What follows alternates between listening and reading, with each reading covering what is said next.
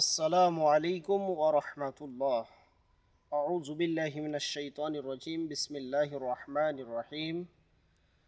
ওয়া আন মুআয বিন জাবাল রাদিয়াল্লাহু তাআলা আনহু قال قال رسول الله صلى الله عليه وسلم لا تتركن الصلاة مكتوبة متعمدا فقد برئت منه ذمة الله।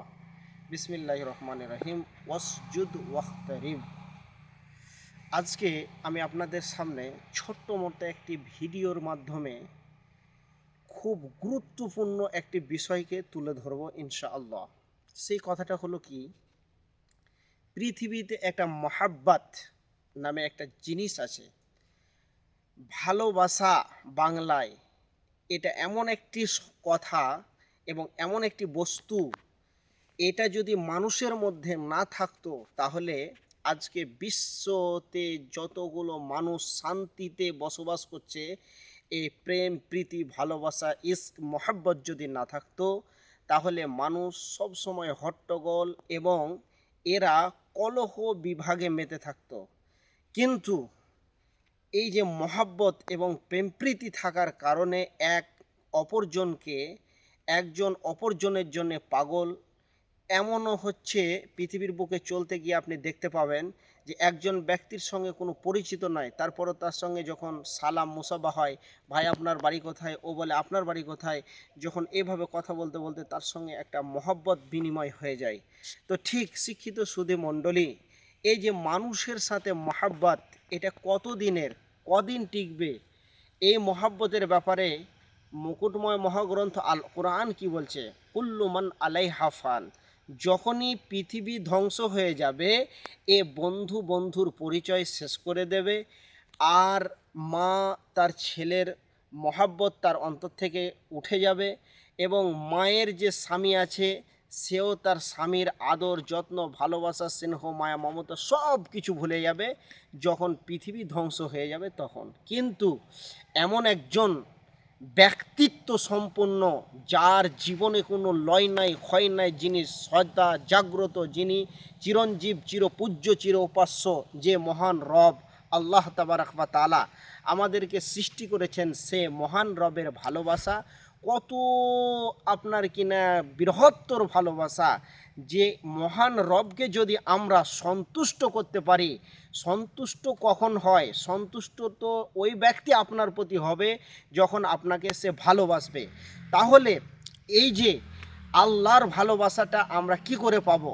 আমি যদি আমার মায়ের জন্য খুব ভালো ভালো দামি দামি খাবার নিয়ে যাই, কিংবা নিম্ন শ্রেণীর যদি পোশাক আশাক এটা ওটা খাবার যদি দিই, তাহলে আমার পিতামাতা আমাকে অনেক ভালোবাসবে, শ্রদ্ধা করবে। আমার ভাইকে যদি আমি কিছু কিনে দিই, তাহলে আমার ভাই আমাকে সালাম করবে, মোসাফা করবে, রেসপেক্ট করবে, সমাজে আমার নাম বলবে, আমার দাদা খুব ভালো। এরকম ধরনের অনেক আমার কি ইতিহাস উজ্জ্বল করার মতো মানুষের কাছে আমার প্রচার প্রসার করবে।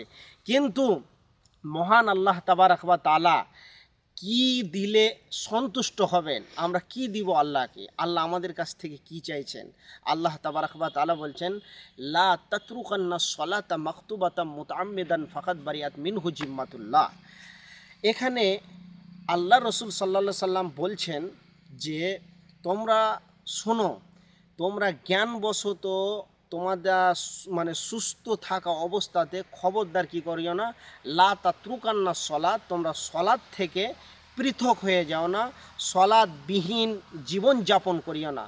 সলাৎকে কায়েম করো, সলাৎ প্রতিষ্ঠা করো এবং সলাৎবিহীন জীবন তোমরা যাপন করিও না। এই কথা আল্লাহ রসুল সাল্লাল্লাহু আলাইহি ওয়াসাল্লাম বললেন।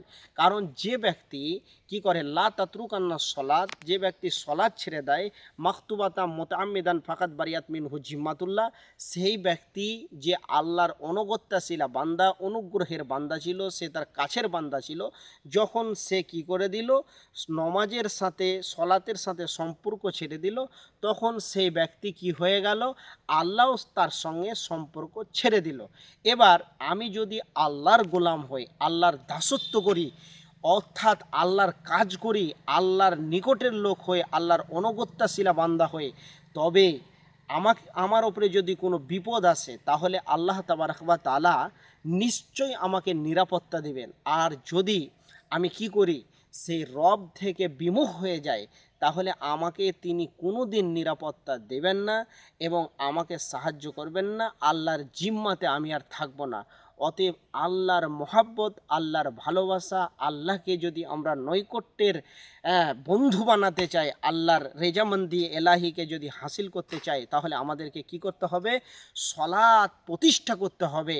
আর আল্লাহ তাবারক ওয়া তাআলা কোরআনের মধ্যে বলছেন, ওয়াসজুদ ওয়াখতারিব, বান্দা তোর সিজদা যত বাড়বে আমি আল্লাহ তত তোর নিকটবর্তী হব। অতএব শিক্ষিত সুধী মণ্ডলী, সামান্যটুকু কয়েক মিনিটের কথায় এই যে আল্লাহকে সন্তুষ্ট করার এবং আল্লাহর কাছ থেকে ভালোবাসা পাওয়ার যে একটা মাধ্যম আপনাদের সামনে তুলে ধরলাম, নিশ্চয়ই কথাটাকে শুনবেন এবং হৃদয়ের এবং ব্রেনের মেমোরিতে ভরে নেবেন এবং এই কথাটার মূল্য মান হিসেবে গ্রহণ করে নেবেন। নিশ্চয় এর প্রতি আমল করবেন, নিশ্চয় এহকাল পরকাল সুখময় হবে। আসসালামু আলাইকুম।